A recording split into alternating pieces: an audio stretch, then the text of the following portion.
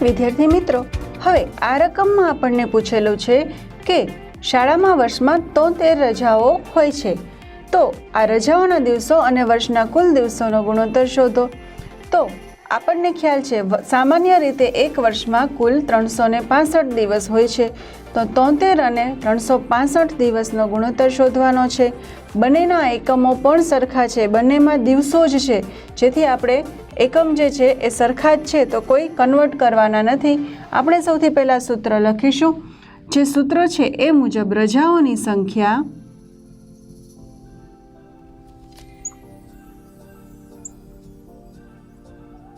અને એના છેદમાં વર્ષના કુલ દિવસોની સંખ્યા।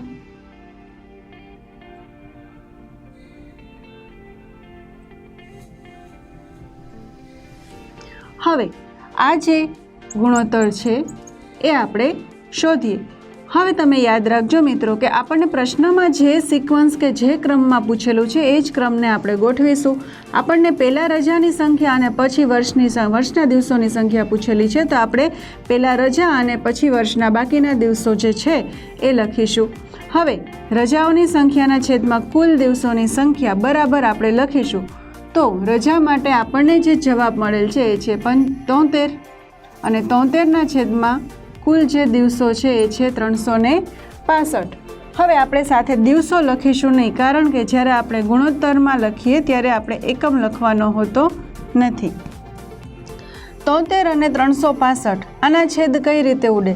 73 છે એ અવિભાજ્ય સંખ્યા છે, એટલે એના કોઈ ભાગ પડશે નહીં, તો આપણે 73ના છેદ 365થી ઉડાડવા માટે 73નો જ ગુણાકાર કરતો જવો પડે। 73 ગુણ્યા 2, 73 ગુણ્યા 3, 4, 5 એવી રીતે કરતાં જોતા જવાનું કે 365 ક્યાં આવે છે। અને એક સરળ પદ્ધતિ એ પણ છે કે 73નો જે એકમનો અંક છે 3, એમાં 3ના ઘડિયામાં 5 ક્યારે આવે છે? તો 3, 5, 15। 3ના ઘડિયામાં જે જવાબ આવે છે કે 3ના જે અવયવી છે જેમાં એકમનો અંક 5 આવતો હોય એ જોઈએ તો 3, 5, 15। એનો મતલબ કે 73નો આપણે સીધો 5 સાથે ગુણાકાર કરીને જોઈએ તો 365 મળશે।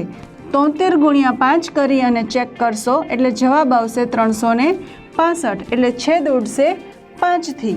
અને આપણે આ રીતે પણ લખી શકીએ 73 ગુણ્યા 1 અને છેદમાં 73 ગુણ્યા 5। હવે 73 ઉડી ગયા, તો આપણો જે જવાબ છે એ આવે છે 1/5।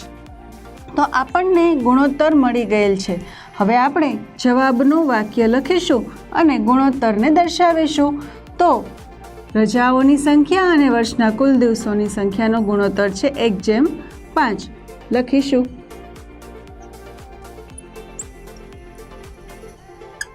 રજાઓની સંખ્યા અને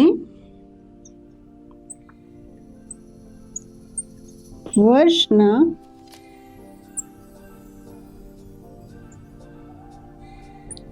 કુલ દિવસોની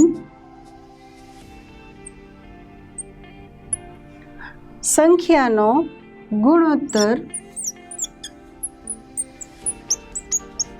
બરાબર 1/5 છે। એટલે કે રજાઓની સંખ્યા કરતાં વર્ષના કુલ દિવસો 5 ગણા છે।